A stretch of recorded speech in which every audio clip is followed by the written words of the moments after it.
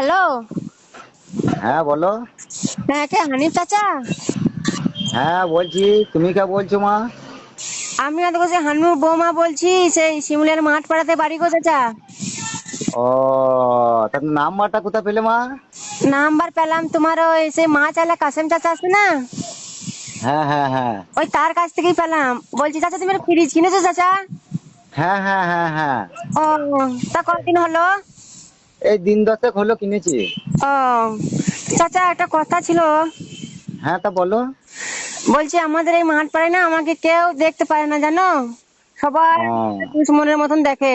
আর লোকের কথা কি বলবো চাচা, আমার নিজের ঘরের লোকই দেখতে পারে না জানো।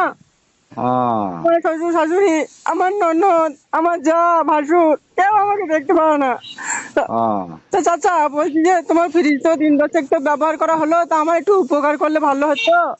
হ্যাঁ বলো বলো, উপকার করার হলে করবো, কেন করবো না বলো। ওই তোমাদের ছেলে গো, হ্যাঁ। তোমাদের ছেলের শরীরটা খুব খারাপ জানো তো।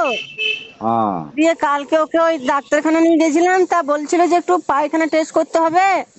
হ্যাঁ। তোমাদের ছেলে আবার দেখো সারাদিন পায়খানা ফেরে না চাচা, সেই হয় 8টার পরে রাত্রে, আর নাহলে 10টার পর। তা ও তখন তো ধরো আর ওই পায়খানা লিখে চেক করা হবে না, ডাক্তারখানা সব বন্ধ। তা চাচা বলছিলাম যে ওই পায়খানাটা তোমাদের ফ্রিজে রাখা হবে একটু। এ খানকি মাগি, তোকে ওই জন্য লোকে দেখতে পারে না লো। খানকি, তুই যদি আমার সামনে যদি থাকিস খানকি, চুলের মুঠি ধরে তোর মুখ ধরতাম। এ খানকি, এ খানকি। চাচা তুমি রাগ করছো চাচা, তুমি খানকি তুই আমার সামনে যদি থাকিস, তোকে চুলের মুঠি ধরে আমি পাকায় মুখ ধরে দিতাম।